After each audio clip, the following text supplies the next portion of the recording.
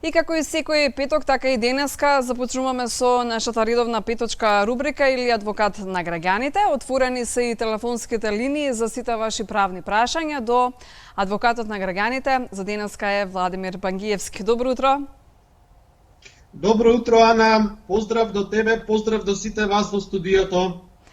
Ви благодариме, Владимир Бангиевски, што постојано не известувате за се она што се случува на правен план, а им помагате на сите наши граѓани и гледачи, секако што се јавуваат постојано. И навистина ни е задоволство кога ќе слушаме па некој што не се јавува директно во етерот на ТВ Алфа и во утринската Добро утро секој утро, дека некому сме му помогнале. Тоа нам ни е и главната идеја да помагаме. Со задоволство, благодарност уште еднаш до вас, до Алфа телевизија, што ми овозможува на некој начин да им помогнам на граѓаните во врска со нивните правни прашања и проблеми. И јас се надевам на вистина дека после завршувањето на кризата ќе можеме директно да се дружиме преку вашето студио со вас и со граѓаните. Секако искрено и ние се надеваме, но да ги почитуваме препораките за сето ова да заврши што побрзо. Да започнеме. Да започнеме пред известно време излезе како информација, а вие ќе ми кажете дали е ова конечно дека стапила како уредба со законска сила. Начнавме малку на оваа тема со професорот Лазар Јубевски, кој секој вторник ни е на гости во Добро утро секој утро, дека има закон за работните односи за време на вонредна состојба, а новините се однесуваат на користењето на деновите од годишниот одмор. Еве што вели ова. Годишен одмор од 2019, работниците од приватниот сектор опфатени од времените мерки за заштита од ширењето на COVID-19, неискористениот дел од стариот всушност одмор од календарската 2019 имаат обврска да го искористат до 31 мај 2020. Сега новината, што ни ја мати водата, и многу недоумици и прашања што се отвораат токму за ова.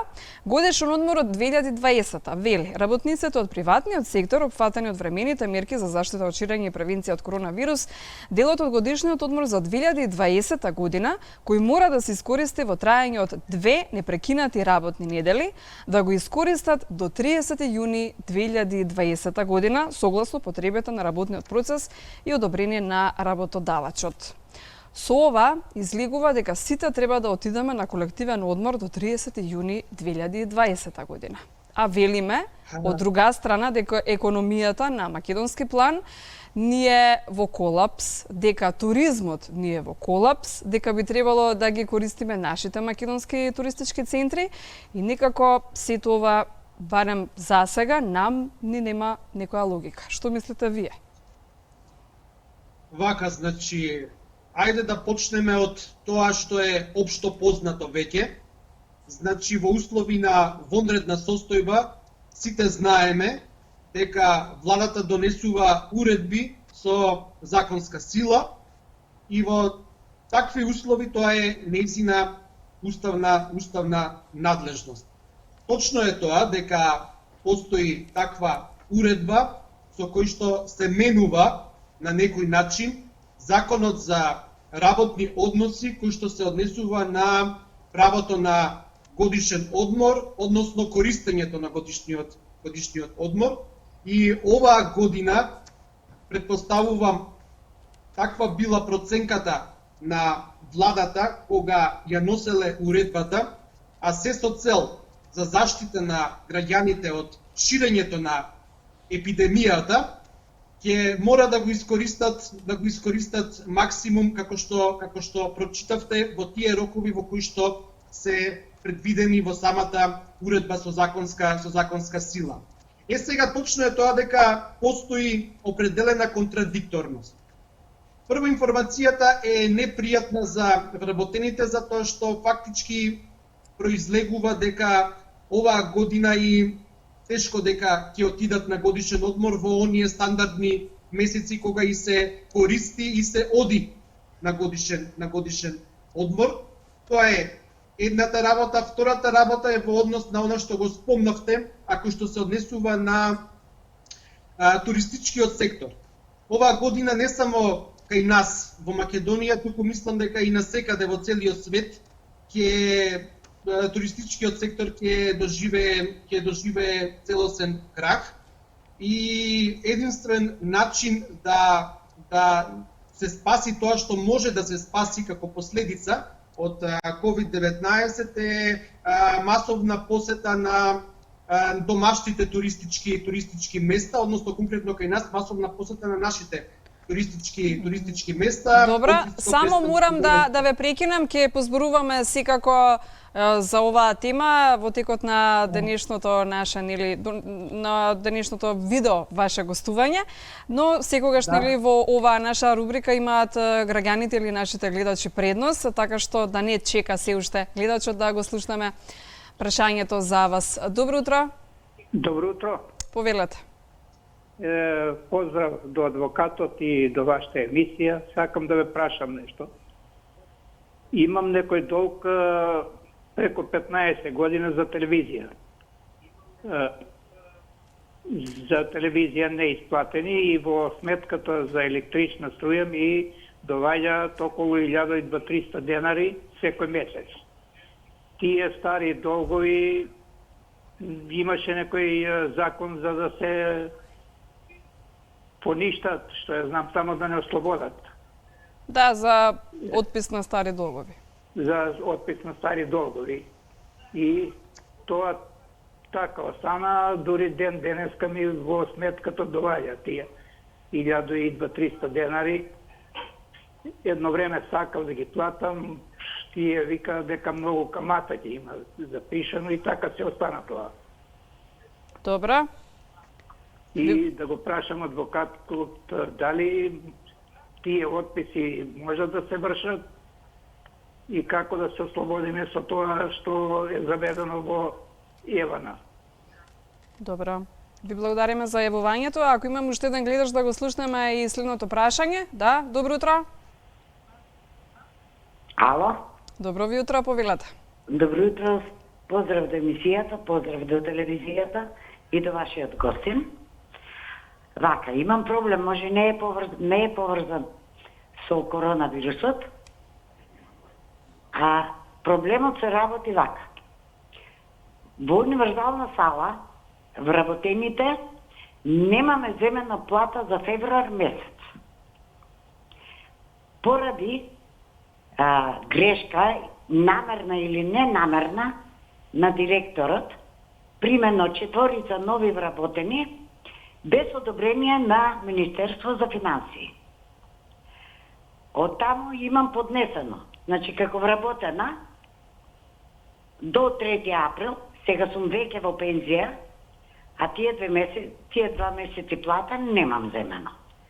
Имам поднесено до град Скопје, до финансии на град Скопје, директно до градоначалникот, до култура, до совет на град Скопје. Значи на 5 места поднесено директно во град Скопје. Малце го викна директорот на Рибање, директорот се вика Филип Аврамчев, и статусот моментален е вика јас кога ќе сакам ќе земете вие плата. Тоа беше одговорот? Од директорот. Значи, може да биде јуни, вика, а може да не биде ни јуни, ни јули, може септември да биде. Се однесува како универзална сала да е негова собственост. Се арогантност према работниците. Имаме болни хронични. Имаме еден што е критичен. Не може, а здравство немаме. Значи, не може ни во болница, не може ни пумпа да се купи. Добро. Дали да ви се јавиме накнадно, сакам да стапам во контакт со некој што може да ме оправи кај да одам.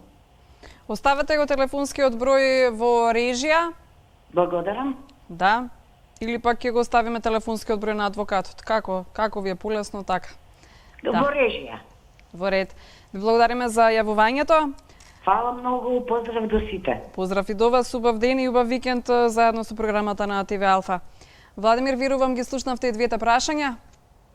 Да, малку тешко, меѓутоа успеав да слушнам некои делови кои што сметам дека се битни за да можам да одговорам. Значи првото прашање беше околу радиодифузната такса, којато се уште доаѓа како неплатен долг во рамките на сметката за потрошена електрична енергија од Евано. Мислам дека тоа беше прашањето. И јас само кратко ќе одговорам ќе му одговорам на граѓанинот. Значи, застарен долг во никој случај нема обврска да плати, без разлика дали се работи за радиодифузна такса, дали се работи за било каков друг така наречен режиски трошок. Бидејќи со денот на застарувањето, тие долгови фактички се веќе неутуживи. Што значи дека оној кој што ја врши услугата, радиодифузна, телефонска, испорака на електрична енергија, вода, смет и така натака, не може против граѓанинот да поднесе тужба за присилна наплата на режискиот долг. Сега, друго е прашањето дали како евиденција тој долг ќе постои и секој месец заедно со сметката на граѓанинот ќе му пишува напомена, опомена и така натака за неплатен долг. Граѓанинот може доброволно, доколку сака, да го исплати тој долг и повеќе нема да може да бара враќање, да речеме, на парите затоа што платил застарен долг. Меѓутоа, доколку не сака, а долгот е дефинитивно застарен, тогаш нема никаква обврска да истиот го плаќа. Кога се работи за просто евидентирање дека постои некаков долг кој што е застарен по некој основ, тогаш прашање на време е, односно прашање на начин е како тој долг во рамките на јавното предпријатие или трговското друштво ќе биде избришен. Меѓутоа, повторувам уште еднаш, застарен долг граѓаните немаат обврска да го плаќаат, освен ако сакаат тоа доброволно да го направат. Во однос на второто прашање, не знам за кое јавно предпријатие се работи или универзална сала. Универзална сала, така. Јас не земале плата од февруари. Така.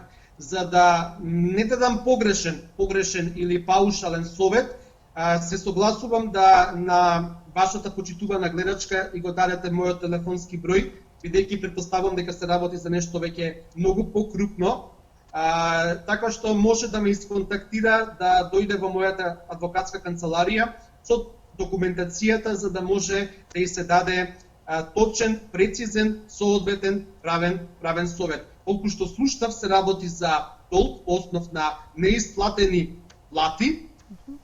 Јас само ќе кажам дека за било каков долг, доколку не постои застареност, граѓанинот ќе може пред надлежниот суд да поднесе тужба за исплата на платите и придонесите кои што работодавачот не ги исплатил на работникот.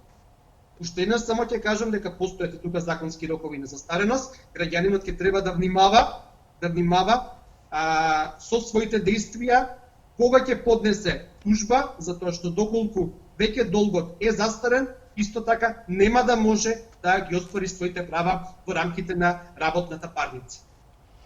Добра. Ќе го остави гледачката телефонскиот број, па ќе ја сконтактирате секако, ќе кажете плюс правен совет. Да се вратиме ние на темата во однос на тоа што го кажавме уште на самиот старт, но и тоа ќе почека. И тоа ќе почека, имаме гледач повторно, да, ќе ги кажеме нештата колку што ќе успееме. Знаеме дека голем интерес има за оваа редовна петочка рубрика, така што мислам дека ќе останеме недоречени се до крајот, но останува да видиме. Добро утро за следниот гледач. Најбитно е да помогнеме. Добро утро. Ало, добро утро. Добро ви утро, повелете. Поздрав до вас и поздрав до адвокатот. Поздрав и до вас. Благодарам. Сега едно прашање општо сакам да го прашам адвокатот и би сакал да ми даде еден одговор. Каква, бидејќи се наоѓаме во вонредна состојба, а ова е со ковидот, со вирусот што ни се случува. Мислам дека владата целата ситуација злоупотребува. И не мислам, него сум сигурен. Веќе дефинитивно владата ја злоупотребува оваа ситуација и сите граѓани ги плаши. Мислам дека ситуацијата не е толку страшна и ќе помине. Него друго ме интересира. Значи, конкретно сакам да го прашам адвокатот. Кога, хипотетично, кога градоначалникот сега во Куманово, ово што му се случи на градоначалникот во Куманово, или некој друг граѓанин кој му се така случи, дали тој граѓанин има право во воредна ситуација да ја тужи државата, тоест конкретно кого од државата, дали Министерството за здравство, се извинувам, или некој друг, како оди оваа тужба во воредна ситуација да ја тужите државата бидејќи ви направила штета, не знам како, али тестот ви изгледал позитивен, со тоа ви е направена одредена штета на вас, на вашата фамилија, со другите луѓе, значи малку ситуацијата не е едноставна бидејќи ситуацијата е воредна, дали граѓанинот е заштитен и на кој начин тој може и од кога да бара заштитата. Ви благодарам на разбирањето, се надевам дека ќе добијам одговор. Ви благодарам за јавувањето. Адвокате, слушнавте? Да, го слушнав прашањето, комплетно го слушнав. Поздрав до вашиот гледач и само сакам да објаснам некои работи, битни за граѓаните, барем според мене. Правото на надомесна штета со денот на стапувањето на вонредната состојба ниту е укинато, ниту е ставено вон сила, ниту е во мирување. Значи, без разлика што постои вонредна состојба, никому не може да му биде предизвикана штета по ниту еден основ. Што значи дека, доколку за време на ова вонредна состојба на граѓанинот му биде предизвикана штета било каква, вклучително и поврзана со вирусот COVID-19, има право во законски определениот рок да поднесе тужба за надомесна штета. Сега, има еден друг проблем.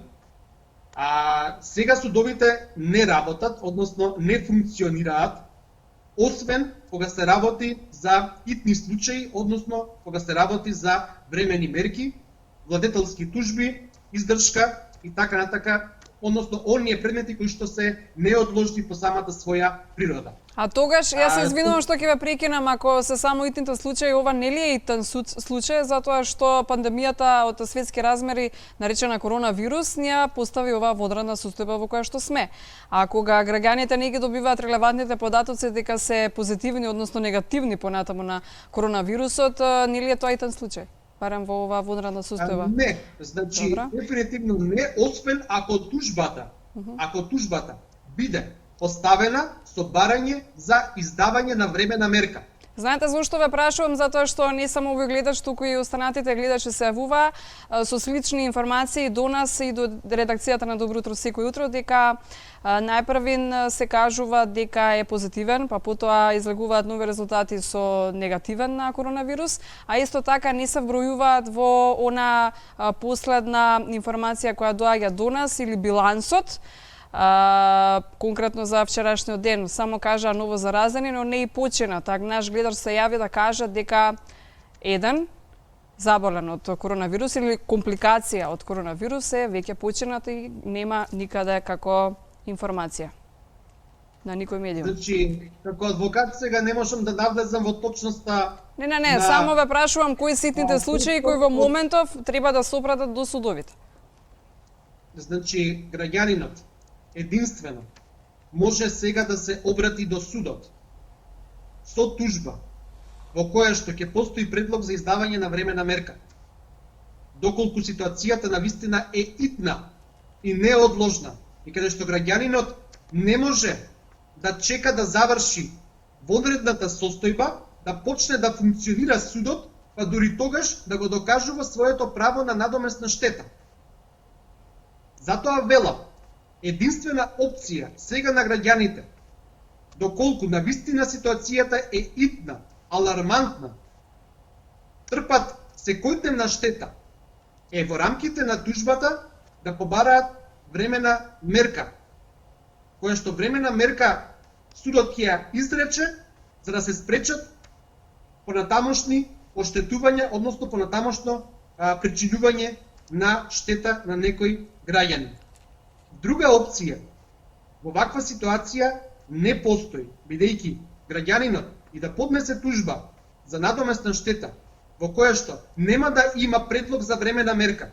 Тужбата ќе биде примена, меѓутоа граѓанинот ќе не може да го докажува своето право во парнична постапка, бидејќи судот моментално не работи, не функционира. Освен за оние предмети кои што се итни и неотложни. А тоа се времените мерки.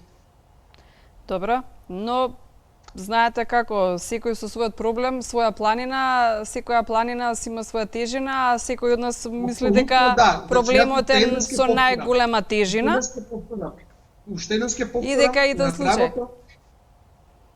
Правото на надоместна штета на граѓанинот не му е во никој случај кинато, односно суспендирано. Да, и ако видиме со ова што го начнавме како тема и судот ако користи годишен одмор до 30 јуни 2020, кој тоа ќе работи? Што мислите вие? Според мене ситуацијата може да се поправи доколку вонредната состојба не се прекинува. Сега зборувам за судот конкретно. Да не се користи летната ферија, а тоа се месеците јули и август. Во месеците јули и август судот е на ферија, односно функционира без одржување на рочишта, што е сосема во ред како решение во редовна состојба. Топло е, посебно Скопје, а верувам и другите градови из Македонија, и многу тешко е да се функционира во летни, односно пеколни температури. Меѓутоа, бидејќи веќе втор месец судот не работи, односно не функционира, според мене би можела ситуацијата да се поправи доколку летната ферија јули и август месец не се користи, односно се најде начин за барем минимално функционирање на судот во однос на одржување на рочиштата. Затоа што судот и пред прогласувањето на вонредната состојба, кога редовно функционираше, имаше огромен број на предмети кои што чекаа на решавање. Сега со ова, да речам, пауза за време на вонреднава состојба, уште повеќе се зголеми обемот на работа, така што правната помош и правната сигурност во никој случај не треба да бидат доведени во прашање. Тие месеци кои што се изгубија, да речеме месец март, еве го веќе месец април, понатака не знаеме како ќе биде состојбата, доколку некаде до јуни месец сето ова заврши, според мене би било правилно решение да не се користи оваа година судската ферија, односно месеците јули и август, судот да функционира нормално како да не е судска ферија. Ова е еден предлог, едно мое лично размислување како начин на доместување на сето тоа што досега е загубено. Да, останавме должни со објаснување на самиот почеток што кажавме дека годишниот одмор стар за 2019 треба да се искористи до 31 мај 2020, а за оваа година годишниот одмор од приватниот сектор работниците треба да го искористат до 30 јуни 2020. Кажавме дека тоа ќе биде на штета на македонската економија, а посебно на туристичката сезона, па да дообјасниме што тоа значи за нашите граѓани. Да, почнавме да објаснуваме, владата интервенираше во начинот на користење на годишниот одмор, годишниот одмор си постои како право на работникот и тоа право не е укинато на ниту еден начин, меѓутоа има промена со уредбата, со законска сила околу начинот на користење и точно е тоа на што го кажавте, оваа година максимум работникот ќе треба да го искористи годишниот одмор до 30 јуни. Според мене, мој личен став е дека постои определена контрадикторност во оваа уредба, затоа што од една страна во ред е да граѓаните се штитат од ширење на вирусот, од друга страна пак со овој начин на користење на годишниот одмор не му се помага на туристичкиот сектор. Угостителско-туристичкиот сектор е, според мои проценки, најзагрозен, односно најпогоден со оваа пандемија, и тоа не е само кај нас. Тоа е секаде во светот. И од тука се и апелите на политичарите да се користи годишниот одмор, односно да се летува во рамките на домашните туристички места, што значи дека кај нас конкретно тоа ќе бидат туристичките центри покрај Охридското, Преспанското и Доранското езеро. Меѓутоа, прашање е од друга страна, колку на туристичкиот сектор му се помага со ваквиот начин на користење на годишниот одмор. Според мене, здравјето на граѓаните пред се. Меѓутоа, од друга страна, туристичкиот сектор ќе го доживее, како што кажав на самиот почеток на емисијата, крак, доколку не му се помогне на било кој начин, а еден од начините да му се помогне на угостителско-туристичкиот сектор е да имаме нормален годишен одмор според Законот за работни односи, и да се апелира до граѓаните, како што е конкретно случајот со апелот на германскиот канцелар Ангела Меркел, до германците да летуваат, односно да го користат годишниот одмор во Германија, кај нас да се апелира да се користи годишниот одмор во Македонија, односно во нашите туристички места. Тоа е најдобриот начин за да му се помогне на нашиот туристички сектор, кој што е најзагрозен со оваа пандемија. Не само тоа што ќе се помогне за туристичката сезона и за македонската економија, туку и да отидеме на одмор кога сакаме да отидеме на одмор, а не кога сме приморани да го користиме до 30 јуни, а вонредната состојба и онака не налага да останеме дома или во карантин или со проложен полициски час до 18 мај, така вели вонредната состојба. Да. И вела до 31 мај стариот одмор, до 30 јуни новиот одмор. Не знам, многу нелогичности. Веројатно ова е направено со цел да се спречи групирање на граѓаните. Односно масовно одење на годишен одмор и користење на плажите, туристичките капацитети, рестораните, кафулињата и така натака. И тоа како мотив можам да го разберам. Меѓутоа, сепак мислам дека мерката е малку избрзана, затоа што треба да видиме како ќе се развива понатака ситуацијата. Да, со оглед на тоа што и најавува дека ќе има и олабавување повторно на рестриктивните мерки по мајските празници, но добро. Еве уште едно прашање до вас. Вели, што ќе биде со сметките за струја после оваа ситуација, зашто досега доаѓа мала сметка од 900 денари, а по моја пресметка е околу 2400 денари. Што со таа разлика од 1500 денари? Прашање од гледач на нашата Facebook фан страница. Добро утро, секој утро. Значи, доколку дошла помала сметка, а по проценка на граѓанинот, одnosno по пресметка на граѓанинот, требало да дојде сметка од 1500 денари, треба граѓанинот да праша. Дали се работи за грешка, затоа што според мои информации, ЕВН, како испорачувач на електрична енергија до домакинствата, немам информација дека прави некакво намалување или одложување на плаќањето на сметките за струја. Значи, таква информација немам. Мислам дека се уште нема донесено никаква одлука во врска со начинот на намирување на сметките за електрична енергија, така што најдобро е граѓанинот да се информира дали се работи за некакво намалување, односно одложување заради вонреднава ситуација или се работи за некоја грешка или пак навистина сметката е толкава колку што треба да биде. Инаку ЕВН Евана е приватно предпријатие, односно трговско друштво кое што автономно, индивидуално донесува одлуки дали и колку и на кој начин ќе им помогне на граѓаните во оваа вонредна состојба. Да, телефонските линии се отворени за сите наши гледачи на телевизија Алфа и на Добро утро секое утро, како и секој петок, така и денеска адвокат на граѓаните Владимир Бангиевски одговара на вашите прашања. Добро утро за следниот гледач. Само намалете го тонот, ве молам. Момент.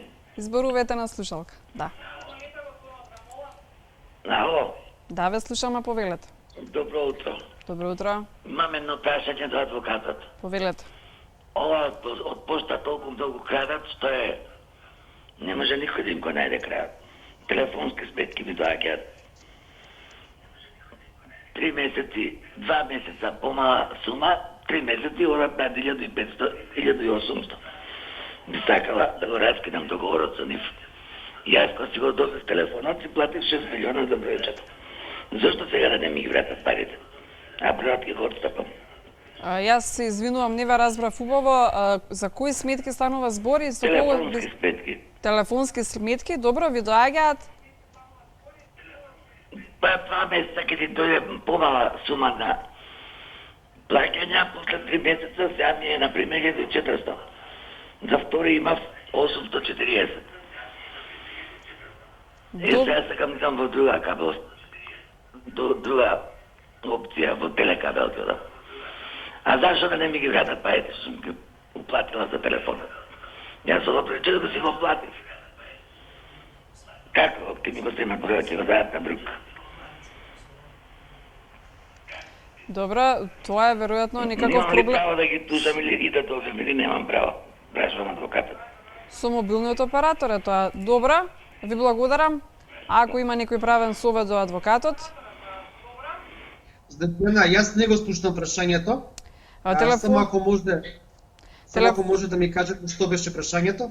телефонските сметки доаѓале повисоки од таа што досега ги плаќала. Затоа реков, не знам колку вие сте повикан да одговорите со правен совет, затоа што тоа е веројатно прашање или воопшто недоумица или не знам, да се пожали до незиниот мобилен оператор. Добро. Се работи за Ве слушаме? се работи, предпоставувам, за користење на некој од пакетите. Ме слушате, Ана? Да, ве слушам одлично. Значи, Говорете. предпоставувам дека се работи за користење на некој од пакетите на мобилните оператори. Граѓанинот ќе мора директно да отиде таму, кај мобилниот оператор и да праша зошто му доаѓаат сметки спротивни на склучениот договор за вршење на мобилни услуги и дали таа сметка е во рамките на тоа што е договорено со мобилниот оператор. Добро. Сега продолжуваме со останатите прашања. Секако и овие се прашањата што доаѓаат до нас, до имейл адресата на dobroutro@gmail.com, но може да се јават гледачите на телевизија Алфа и Добро утро секој утро директно во етерот наш, медиумски на телевизија Алфа. Добро, ќе ги прочитам подоцна. Секогаш предност имаат гледачите што директно се јавуваат на телефонските линии. Добро утро. Добро утро. Голем поздрав до вас, до Алфа телевизија. Поздрав и до вас, повелете. Супер сте ми, фала многу. Па сакам и ја да прашам, са тоа имам проблеми, али и струјата, зашто сега кога одма ќе застуи, са од 2000 одма на 4000 ми ја качуваат. Значи не е тоа, ја може прикучува нешто, али пак не е за 4500 да бидат или 5000. Скоро повеќе од пола пензијата ми ја земаат. Исто и за Телеком, што зна, ја прво многу бев задоволна и благодарна и све, сега пак многу тука ми земат, а ја не премолавам во странство. Само низ Македонија. И колку да е, сите вика да бе како толку, 1500 или 2000 или зошто толку, сите по 500 плаќаме, вика ти секаде зборуваме. Тука што е работава, не знам и сега дали можам, дали имам право да зборам за извршителите. Повелете. Сакато да кажам дека после 15 години, значи Македонска банка се затвори и Јас си плаќав убаво, ама кога се затвори, мене никој не ми каже кај да плаќа. Ни ми се обратија никако, ни писмено, ни усмено, да ми кажа, например, таму и таму мора да плаќаш. Ја ќе плаќам, сиромашки било како ќе плаќам. Ама после се растори конфекцијата и после 15 години ми дојде, значи, за на извршител да одам. И сега од 4.000, значи на 90.000. А од која плата, од која пензија? Од 9.000? Чекайте. Ако убаво ве разбрав, пред 15 години... Па толку скоро имат кај се затворена Македонска банка. Добре. Ако не 15, 13, тука негде е. Ја така мисла. Према што рачунав. Добро. И после толку години, значи без никакво известие, значи ни писмено, ни усмено, немам добиено, то со гаранција, со клетви, со све. Тие ми викат, ти имаш добиено 2012-2014. Ја вика, ако правите и ја, то си е на ваша душа и зате се вие, реков од Господа. А Јарко никаде се нема подпишано. Кај се имам подпишано? И кој ме имат повикано? Ајде, кажете. И не знам што заплати, и се тоа го само го чуваат. А извршител си земат, на жирантите им земат, на едниот жирант 6.000, на другиот 3.000, 9.000. И сега плюс тоа и мене ми земат 4.000. Значи ја повеќе од пензија треба да ми дадат. А не пензијата уште беше скратена прошлиот месец. И кај да ги не дадат тие пари, законски да ти треби тоа. Ја мисля дека мора некој закон да постои. Каматата да се избриси, да се намали, нешто да се да бие. Па затоа голем поздрав до адвокатот и сака да ми одговори нешто. Добро, а извршителите што велат за каков долг всушност вие треба да платите? За тие 4.000 што се останала во банка Македонска неплатени. А 4.000 динари, добро. Да. Добро. Од 4.000 на 90.000.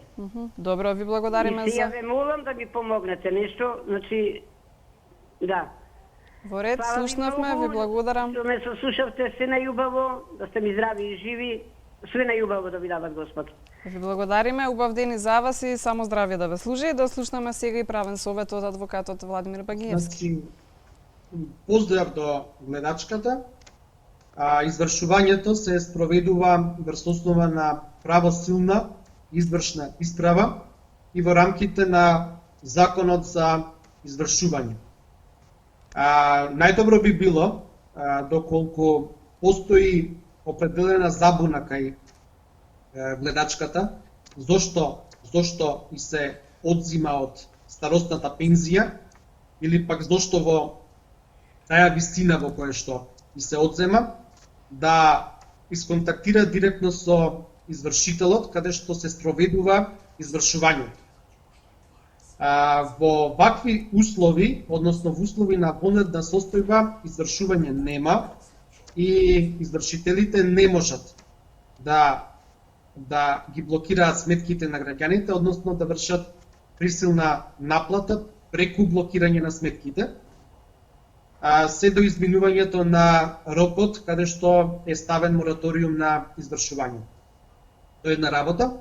Втора работа, извршителите во принцип излегуваат во пресрет на граѓаните и доколку долгот мора да се плати затоа што постои правосилна извршна исправа и рокот за извршување не е поминат, тогаш дозволуваат одложено плаќање, односно плаќање на рати, така што барем моето искуство со клиентите е такво, да граѓанинот најдобро е да се обрати до соодветниот извршител и со него да се договори околу начинот на плаќање и дали може евентуално да користи некакви олеснувања при намирување на долгот. Моето искуство зборува дека извршителите дозволуваат плаќање на рати, така што граѓанинот најдобро ќе биде, односно гледачката најдобро ќе биде да се обрати кај извршителот и да види врз база на што и се извршува, односно и е блокирана сметката. Да. Да слушнаме уште еден гледач на линија. Добро утро. Добра. Имате можност да се јавите да го поставите вашето прашање врзано за правен совет, а тука е адвокатот Владимир Бангиевски да ви одговори. Добро утро. Добро утро уште еднаш. Видете, господин адвокат, јас имам проблем еден, сега колку е голем, не знам, меѓутоа не е дорешен. Вие сакам, ако можете, да ми одговорите, мислам да го знаете, колку е тарифата на еден адвокат на едно рочиште? Тоа е едно прашање, број еден. И второ прашање, дали судијата има право одлука, односно не одлука, него документ доставен од МВР и полициско сведочење на рочиште да кажи, а на крајот јас да го изгубам спорот. Мислам дека сум јасен, ако сум јасен. Дали го слушнавте прашањето? Адвокате? Да. Добро, ви благодарам за јавување. Првиот дел од прашањето беше за адвокатските трошоци. Значи, висината на адвокатските трошоци, висината на судската такса за тужба и судската такса за пресуда е директно поврзана, односно зависи од вредноста на спорот. Така што различни предмети имаат различна вредност. На база на вредноста се определува според адвокатската тарифа колку ќе биде висината на адвокатската награда и колку ќе биде висината на судската такса за тужба и судската такса за пресуда. Така што определена фиксна сума на име адвокатска награда нема, колку таа е директно поврзана со висината на спорот, односно со предметот на спорот. Во однос на вториот дел, колку што слушнав, се работи за исказ на сведок во рамките на судска постапка. Значи, исказот кој што граѓанинот ќе го даде во судска постапка, парнична или кривична, или вонпарнична, или управна и така натака, го цени судот при донесувањето на одлуката, односно цени дали ќе му поклони целосна, делумна или пак нема да му поклони никаква верба. Тоа е веќе прашање на оценка на доказите. Секако дека во текот на постапката при сослушувањето на странките, на сведоците, на вештаците има право и едната и другата парнична странка да му поставуваат прашање. Да. Ви благодарам, адвокате Владимир Бангиевски, за сите ваши денешни правни совети до сите наши гледачи, што поставуваат директно во етерот на телевизија Алфа и во Добро утро секој утро прашања, но и на нашите фан страници, односно на Добро утро секој утро @gmail.com и на Facebook Добро утро секое утро. Ви благодариме на вистина, оваа соработка ќе продолжи идниот петок и на вас, адвокате, ви благодарам за сите правни совети и верувам дека иако, како што најавивме, ова е со законска сила веќе уредбата за користење на годишен одмор, дека ќе се превоспитаат и ќе ја променат, затоа што на вистина, ако треба да отидеме сите на годишен одмор до 30 јуни, кој тоа ќе ни работи во државата, а како тогаш ќе си ја подигнеме и самите себе си економијата, а и туризмот, кога станува збор за туристичката сезона, да не биде пропадната целосно, па да се погрижиме, нели, да ја подкренеме. Малку да отидеме во Охрид, како Струга нема друга, нели? Маврово, Берово, Крушево, каде и да е.